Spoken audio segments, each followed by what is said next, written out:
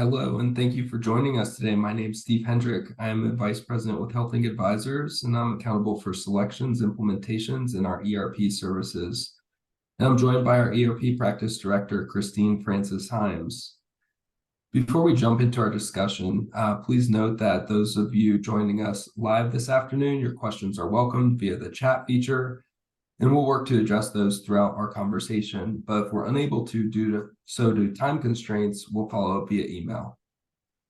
Hendrick Advisors is a boutique advisory firm with deep Big Four experience, a growth mindset, and a focus on culture. Our diverse team of industry experts maximizes client value by applying bold strategies to drive positive change.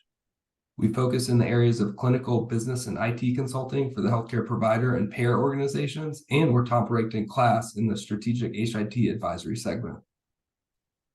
So let's get started. Every summer, Hendrick Advisors puts on a digital event series with each episode focusing on a specific challenge in the market to highlight teams and solutions that effectively address it and share these journeys with you. Today is the last session in our series, and we're discussing best practices selection process to identify the right ERP solution set for your organization and how to proactively mitigate common challenges throughout the process. So with that being said, I'll hand it over to Christine for her introduction. Hi, good afternoon. My name is Christine Francis-Hymes. I'm the ERP Practice Director. I work very closely with Steve, and we're responsible in the ERP practice side for vendor selections as well as implementation support, advisory support, application management services, and everything that's needed to support the ERP implementation lifecycle. So one thing we want to do when considering the way to approach an ERP initiative is the first thing to do, we suggest that clients think about the end. Keep the end in mind. It's important to think about your transformational drivers. What are your strategic goals and initiatives that support? It could be related to data cleansing, and having confidence in data, standardization, integrations, or even streamlining and discontinuing applications that have become disparate, no longer add value. We also ask you to think about aligning with your enterprise strategy. Employee satisfaction is a key measurement to consider. Are there any bolt-ons or third-party solutions to consider for replacement? And as the clients are thinking about, what the overall objective is, it's important to think about, will you have a multi-vendor approach to your ERP solution? Those are just a few things that we recommend that you think about. Steve, in regard to change management, what will be some of the recommendations that are made?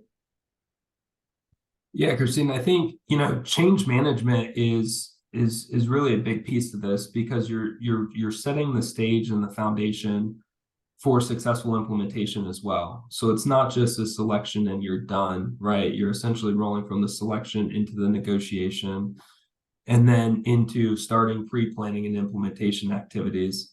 And you need to bring everybody along all the way from start to finish. So the selection process gives you an opportunity to really start engaging those stakeholders early in the process, right? Those folks that are going to have extra questions, those folks that may be more, difficult or set in their ways and may have a harder time changing.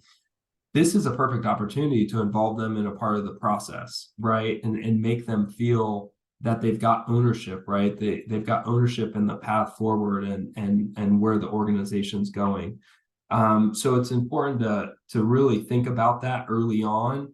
And when you start to figure out like who your stakeholders that you're going to engage are going to be, those are things you want to think about. This can't be a closed off process, right? Where IT gets together holistically and determines a path forward and then pushes that path right onto the business and the organization as the right path. You've got to have stakeholders engaged across the board, and that's why the change management piece and communication, right, across the organization that you're doing this and it is important, adds that value and helps you set yourself up as an organization for successful implementation, right, and even beyond implementation and optimization.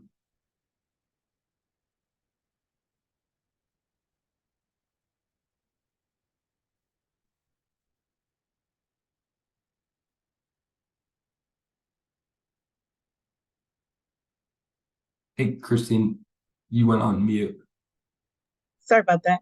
I was basically saying, it's important that we urge organizations to think about strategies to engage their teams. Many times it's easier said than done. It's important to have a top leadership and strong governance model in place. Oftentimes we talk about creating a shared accountability model where you have your key business stakeholders and have representation from your subject matter experts, from a business standpoint, and then also technology. It's important to involve strategic planning and vision into your readiness activities to make sure that you align. Communications, as you spoke about earlier, is very important. Having a sound communication strategy that is going to bring about folks that can champion your goals, champion your initiatives, and that change initiative should really go from readiness all the way through the implementation and deployment cycle through actually go live to ensure overall adoption. We urge you to build an infrastructure that's going to support your implementation. And that will support everything from consideration of vendor selection through once the vendor and solution is identified, making sure that people are trained and ready to support the overall implementation life cycle. High user involvement is paramount, and making sure that you have strategies in place to celebrate success throughout the cycle will keep people engaged. And it also will help with overall adoption. Let's talk about the actual next slide. So there are a number of factors that you should consider when evaluating vendors. And this is some things that we put together to focus on the vendor selection process.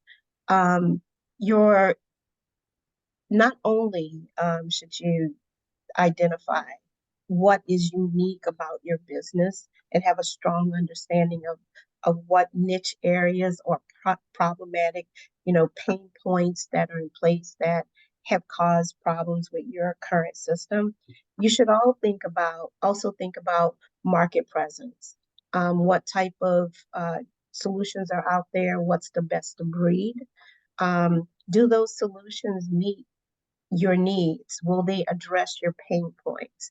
If you have a unique issue from the supply chain area, from say, bringing in pharmacy or any of your integrated systems, peripheral systems, it's important to highlight that.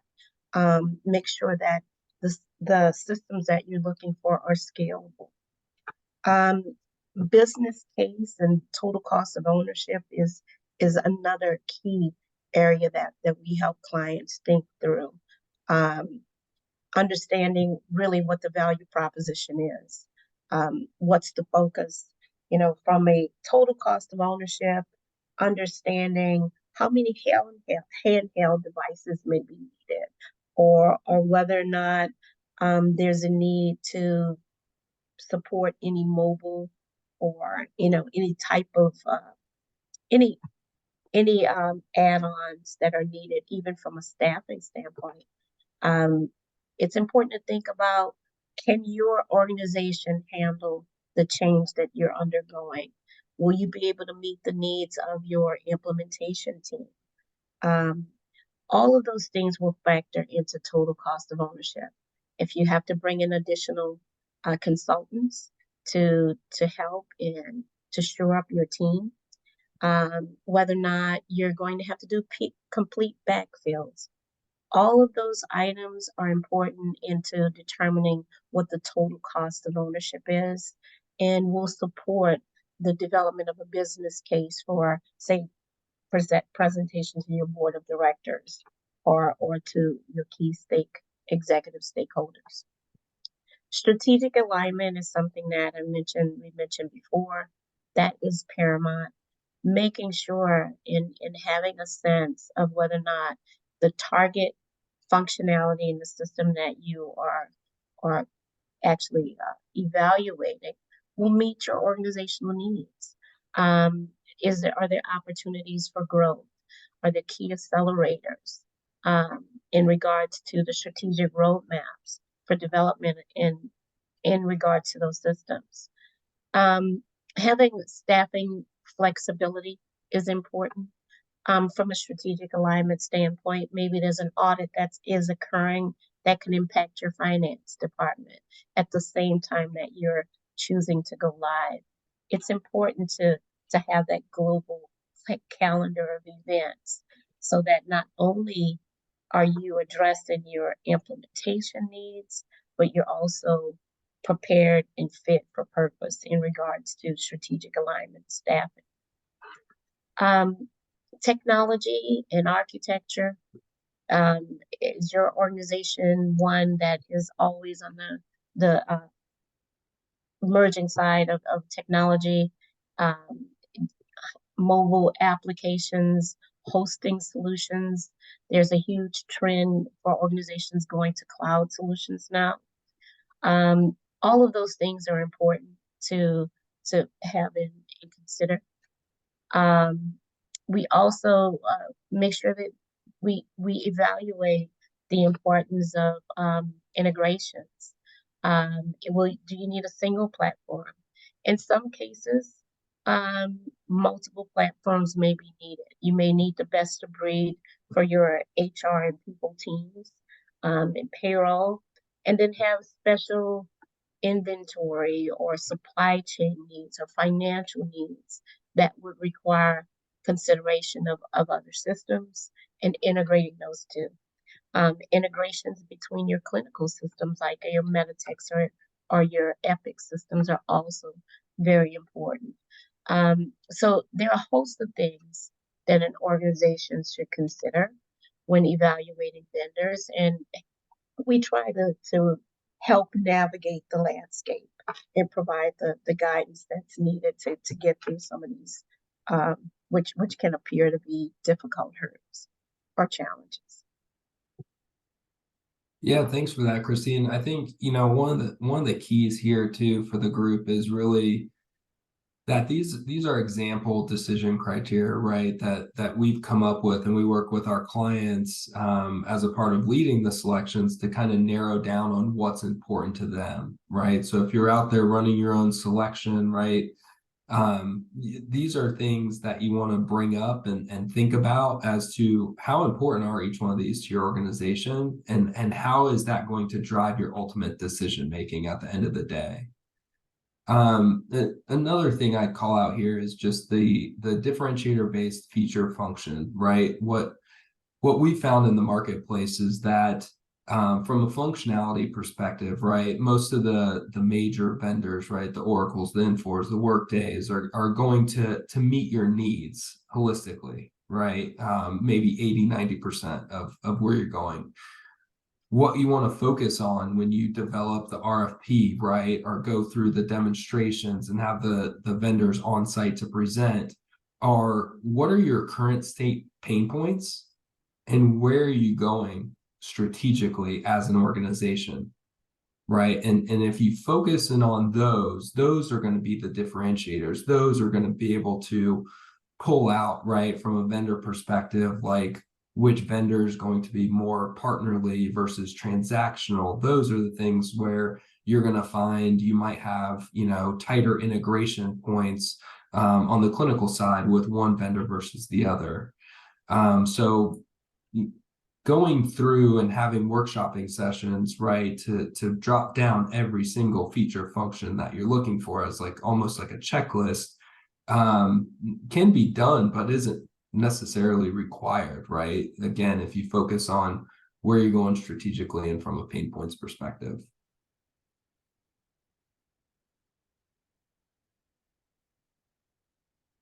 So just a quick pause. Are there any questions that you guys may have regarding any of the information we've shared? We can either address questions in the chat. Okay. All right, let's keep going. So another thing, we really wanted to do with the team was like walk through the process. And as we're kind of doing that, walk through some of the pain points or challenges or things that are more time consuming as you're going through the process. So this is, really a standard like 6-step process that you can use as an outline to drive your overall selection.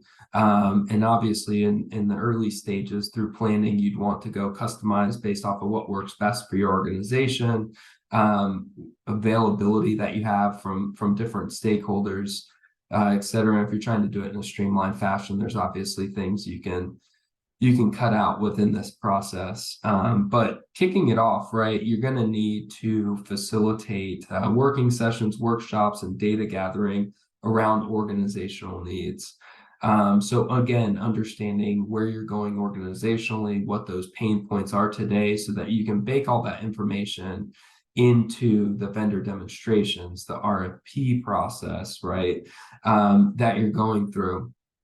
One of the tougher things, right, to accomplish here is pulling out that current state information in terms of what solutions you're currently on, and then what you're paying for those solutions, right? And often what we find are organizations struggle with that, and that impacts the timeline, right? Because that's information that's got to be gathered. You have to understand that to understand where you're going in a future state perspective, and what the potential new solution is going to replace. But then also from a cost perspective, right? When you're developing that cost model, you need to begin with current state, right? And that's going to drive the assumptions of future state in terms of what's going to be replaced.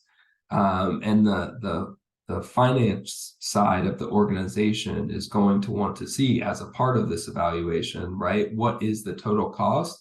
And do I have savings, or is there incrementally more cost? What's the impact of finances? So you're going to have that application inventory, the support teams that are supporting those applications, what they're being used for, and how much they cost. And that's one of the big things that again is often challenging for organizations that have just grown over time organically and acquired more and more applications within the department to solve for gaps, and something that you really want to start on early, and can even be started before the process, right, if you haven't done that. So moving on from organizational needs into the market scan, this is where you'll want to basically go out and identify what solution vendors will be involved in the process, right? And if we look at large, mid-sized to large, complex healthcare provider organizations, there's probably like a top 3, right? And this is from class. This is what most people use to do their evaluations, but Infor, Oracle, and Workday. Now, what I'd say to that is, right, large, complex organizations, you can start with that. And maybe there's vendors you're currently working with today that you may want to evaluate as well as a part of this. But those are the 3 core you should at least be sending an RFP out to, or an RFI, to get some information back from them. In addition to that, right, if you're a smaller rural organization, right, might be on the cusp of mid-sized healthcare system, there's other solutions out there from an ERP perspective, enterprise ERP perspective, that could meet your needs. And you'll want to dive into those and add those to a part of your evaluation process. And Christine, do you want to add anything from an overall, market perspective? What's out there? What trends are? Sure. There are definitely some trends that we're seeing from the mobile side. We're seeing a huge trend on artificial intelligence. Um, we're seeing uh, development from a software standpoint in the areas of recruiting, where organizations have the ability to leverage AI to in the selection and recruiting process, the solicitation with employees and candidates. Um, Also in the supply chain side, quite a bit there. Some other the market trends that we're seeing, and it's a huge lift from those that are on premise moving to cloud solutions. There's some numbers out there that are saying there's going to be about a 13% increase in organizations that are moving to cloud solutions. So the market is showing us from an ERP standpoint, the vendors are those solution providers are becoming very responsive in regards to providing real-time information and putting that information at the hands of clients, of their clients. So with you see it with Workday, Infor, um, as Oracle, they all have mobile solutions. They have an AI roadmap as well. Those are just a few of the trends we're seeing.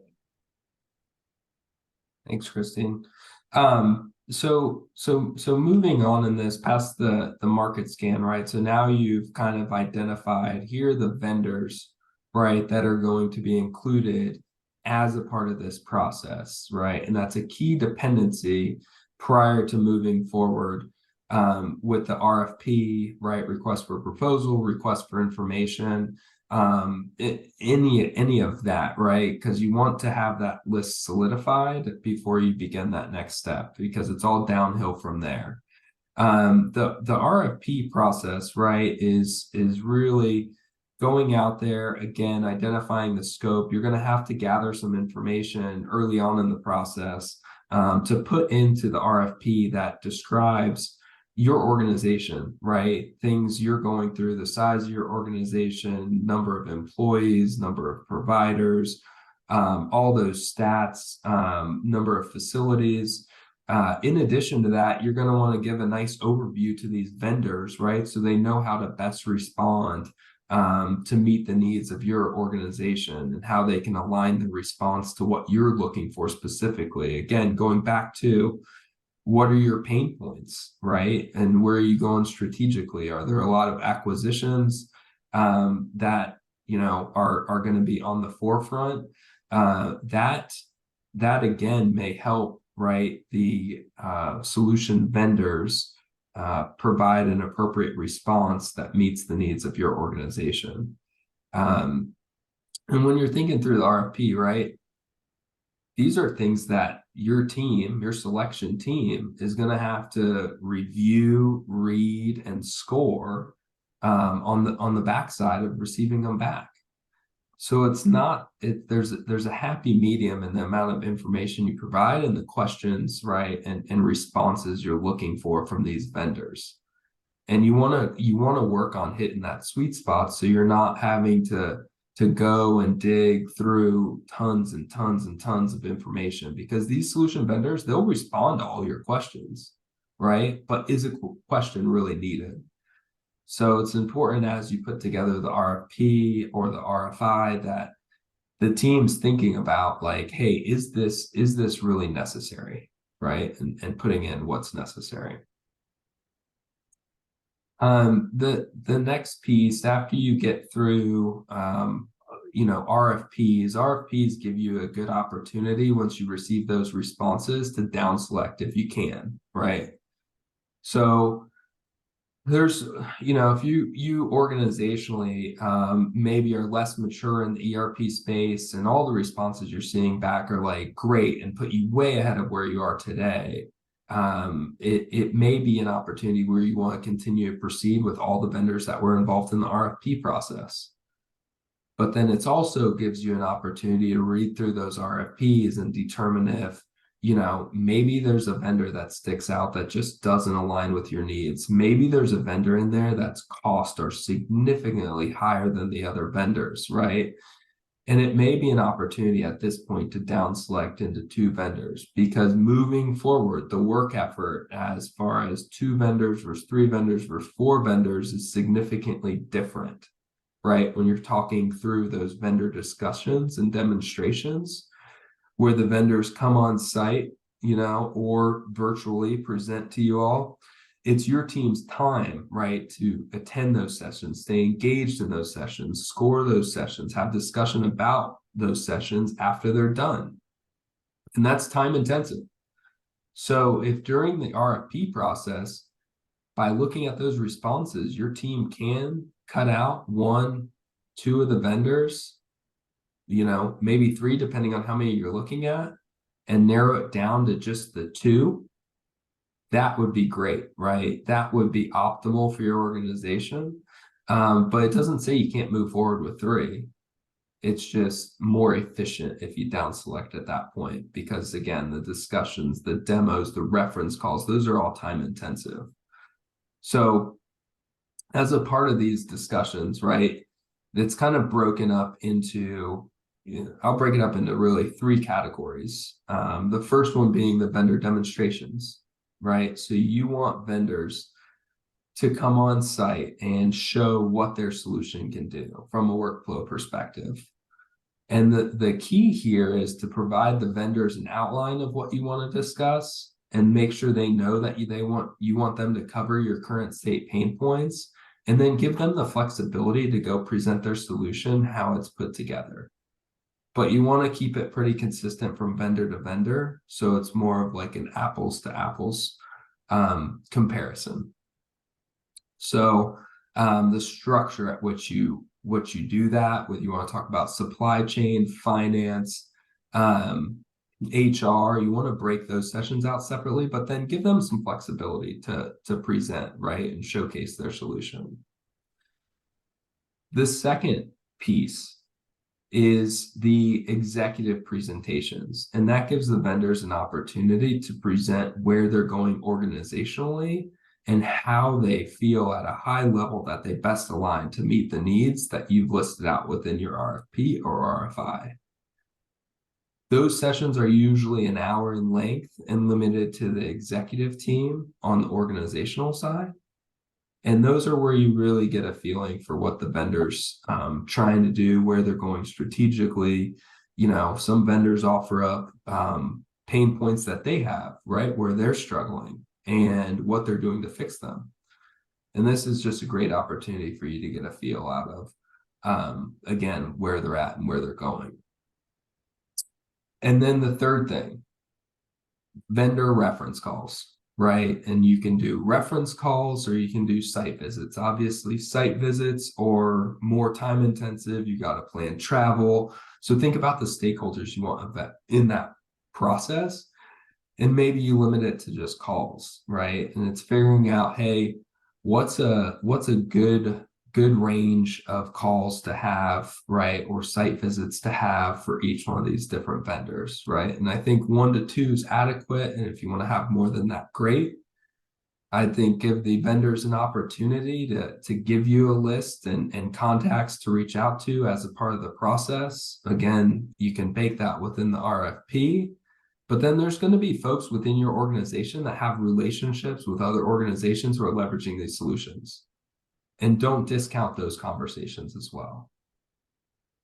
But at the end of the day, throughout all these discussions, the demos, the presentations, you're going to want to get the team back together to score those, talk about them, right? Start talking and identifying gaps. This is a good opportunity to identify gaps, right, that you may have depending on which vendor you choose for the actual implementation.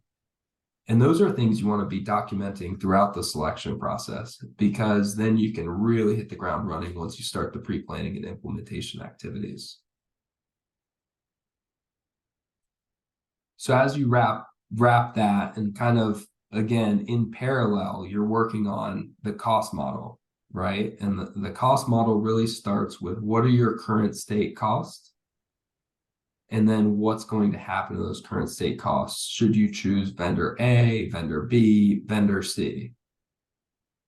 What I'd say on the cost model from a best practices perspective is obviously you holistically want to include everything. You want to make sure it's an apples to apples comparison. And then when you're thinking about things like contingency, right, that finance is going to want to add in, apply contingency to the things that matter, right? The software licensing costs from the vendors within the quotes are going to remain the same throughout the project. But then when you look at things like implementation staffing, right, that's where you may need some contingency. And there's maybe opportunities as you're looking through the line items, right? The licensing subscription costs, the implementation costs, the third-party vendors, based off of the assumptions you're making throughout the process, you're going to want to apply different contingencies to each one of those line items, right? And there may be some broad assumptions that you're making in terms of the third-party vendors that are going to stay around that you're going to want to apply more contingency to because you have not gone out and got a formal quote from those vendors. You just understand, right, that there's going to be a cost there in the bucketed savings. So this is honestly one of the most important pieces because your cost model is going to drive your budget, right, for your implementation. And no team wants to be going back and continuing to make adjustments and ask for more dollars, right, for the budget. So this is one of the key things. This is one thing where we as an organization are constantly going back to organizations where we've done these cost models for and they've completed implementations to understand where we need to make adjustments and updates based off of how things change throughout the implementation, vendors implementation methodology changing, right, causing more resources, less resources, right? So we're always trying to go back and constantly update that. But again, a key point and one of the, if you're going to take this on yourself as an organization and you want to carve out, you know, the must have for bringing in a third party, at least to review what you've done from a cost model perspective, that's the area where I'd say spend a few dollars on an external firm to kind of go in and evaluate what you've done from a cost modeling perspective. Yes, and staffing, I would say, Steve, and I don't know how this weighs in with you as well, but staffing utilization appears to be an area where a lot of times organizations struggle. People say, well, my team are dedicated and they're gonna be able to knock this out. The reality is people have to be able to maintain their job, day-to-day jobs. And an ERP initiative layered on top of that can be very consuming. Many organizations, the back office teams are very lean. Your finance teams tend to be very lean, as well as your people and HR teams. So it's important to seriously look at staffing and utilization needs. Don't be afraid to bring in help. And also, if the implementer can, most of the implementers will provide some guidance as you're putting in a contingency from a financial standpoint, put a contingency in as well for resources. If you're told that your resource only needs to be available 25%, if you're a lean organization and there's one person that is responsible for several business functions, then that person, as opposed to be 25%, will be maybe needed 75% of the time. So put in a contingency. If you're told 25%, it may mean that person needs to be 50%, particularly if you're lean. So that's one area where a lot of times we have organizations get into the flow, and by the time they're in the testing phase of the project, they're overwhelmed. The staff is overwhelmed, and it feels like it's a heavier lift than anticipated. So We really strongly recommend that if needed assistance, that's something that we help to really set the tone by phase of what's expected from a utilization standpoint of resources. Yeah, thanks for calling that out, Christine. I think, you bring up a great point, right? That we can have its own session on staffing for the implementation and how it impacts the cost model, right? What happens from a realistic perspective. But just like double clicking in on your comment around the operational staff, right, to truly go drive the implementation. And that's often one of the discussions, right, that happens early in the cost modeling perspective, right? And hey, what's the resourcing strategy going to be here? These ERP projects are, business-led, IT supported, and the business is heavily engaged. And it's, to your point, they've got to think long and hard in terms of like, can I truly free up my staff, or do I need to account for, a significant amount of backfill to free up those users to really go lead and drive these work streams? Because, right, the finance lead, the HR lead, those are coming from the business, and those are the folks presenting at steerings, driving work streams and work groups, having to be there for the decision-making process. So I appreciate you bringing that up, because it's a huge challenge, and oftentimes in the selection process, you're making some high level assumptions that really need to be validated immediately following the selection and getting to a vendor of choice.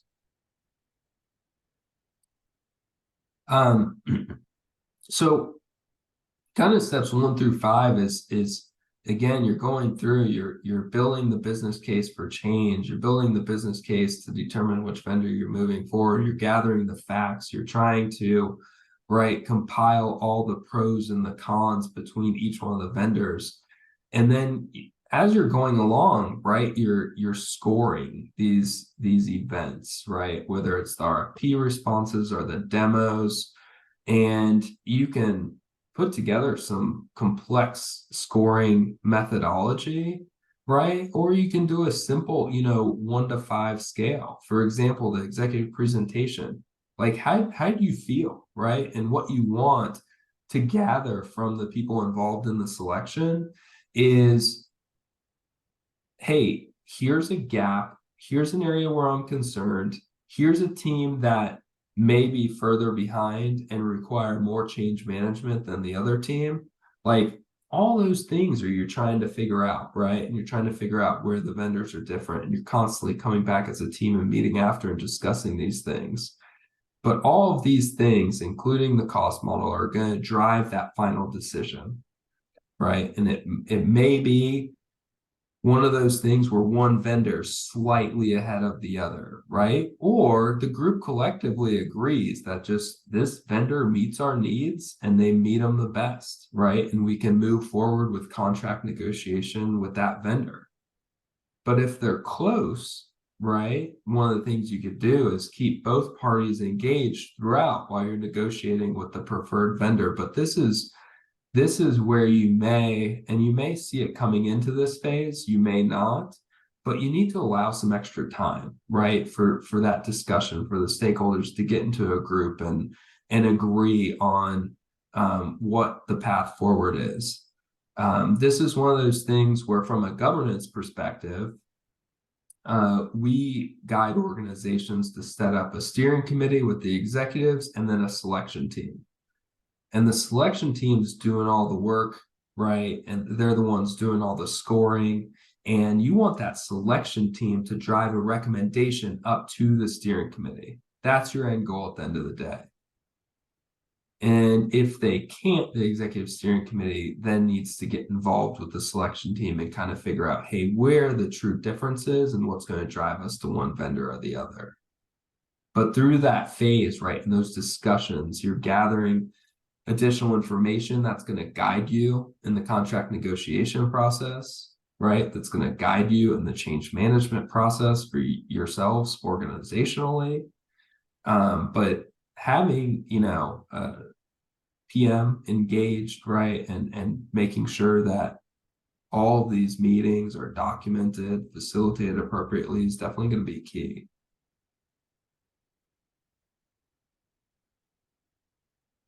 All right. So the next thing we wanted to chat about,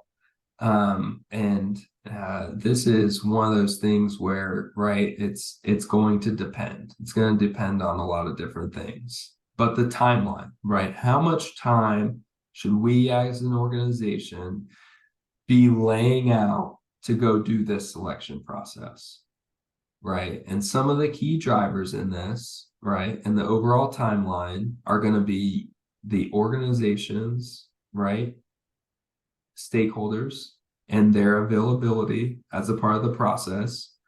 You want to make sure that they're dedicated to this process and that it's not a situation where some selection team members are going to one demo but not going to the other. So you're going to need to find a good space and time, right, to make sure that you allow for, people being out of the office, right? And there's ways to streamline this, but typically if you allow somewhere around 4 months for your overall process, that's going to be sufficient. Now, if you need to do it quickly because, hey, you've got a decision you've got to make or a contract you've got to extend, if you go beyond a certain date, you can shrink this down, right? And that's where we, guide organizations to kind of look through and say, hey, what's a must-have, right? Do we need to have reference site visits, or could we only do, the executive presentation and maybe one call to one reference? Could we look at demos instead of being 4 days and shrink those down to maybe 2 days, right? Let's figure out where the best bang for our buck is from a time perspective. But if you allow for 4 months, that's sufficient enough to go through a thorough evaluation process. As you can see here, it's kind of a step down approach, but then as you get into the end, you're running a lot of things in parallel. One of the things you want to look out for is allowing the vendors enough time to respond back thoughtfully to your RFPs. If you use kind of giving them 2 weeks as like a starting point up to 4 weeks, it's one of those things where you're going to have to look at your timeline, but you want to allow them time to respond back thoughtfully, right? And giving them a week, 2 weeks is kind of borderline. 3-4 weeks gives them time to kind of work together as a team. And it's one of those things where early in the process, you can reach out to the vendors and ask them, right? And you can get that calendar of events out to the vendors and the selection team to go block time off early in the process, right? As you're working through organizational needs, you're kind of building out the detailed project plan and sending that out and communicating it not only to the vendors, but to the stakeholders. And strong project management is going to be needed to keep this to a 4-month timeline, right? You're going to need a dedicated PM to drive this, right? Who's thinking about, who's working to gather the current state information, making sure things are on track, managing dependencies, communicating back and forth with the vendors, making sure that they're prepared. So there's a lot of coordination you're going to need. If you're doing it internally, you're definitely going to need to invest some time into a PM and a coordinator type resource to manage this along the way. And then making sure that there's, again, going back to the communication point, like constant status reports, right, as you're going through the process. And this, again, harping on it here, but it's not the end, right? You're getting through this 4-month process and you're setting up, governance to make decisions as a part of this, but then you're thinking in month 3 about the fact that you've got to stand up actual governance for the implementation, right, in months like 5 and 6.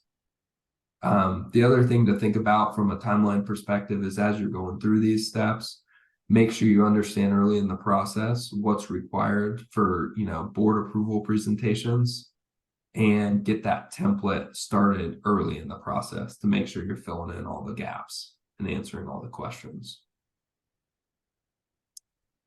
Christine, anything, come up to you from a timeline perspective? Any opportunities to streamline this or areas where it may be expanded? Well, there are a couple areas I think that could lend itself to being expanded. And that's where if you don't have real live examples or pain points going into demonstrations, when you're going into the demonstrations, it's really important to think about your requirements, think about those problematic use cases so that you're providing the vendors with something tangible, and they are modeling the demonstrations based on your needs. One other thing is to consider responsiveness of the vendors. For instance, if you identify that you have an issue with, say like asset management or projects or something like that, and you are continually not being those needs are not being addressed, it's important to make note of that. A system or a vendor could appear as being the best of breed and perfect for other organizations, but may not be for your organization. So responsiveness, completeness to their responses are important. And the reason why it causes more time is we've had some areas where, from a functional standpoint, many of the issues and questions are addressed for various work streams, but there could be a particular work stream where the vendor just doesn't respond or address it appropriately, and it requires doing breakout sessions. Those breakout sessions give you that opportunity, say if you have something in the supply chain area that's very niche, that gives an opportunity one-on-one with your supply chain team and the vendor to do a deep dive to really address any concerns you may have. So that would be the one thing that I would recommend that's considered in regards to time.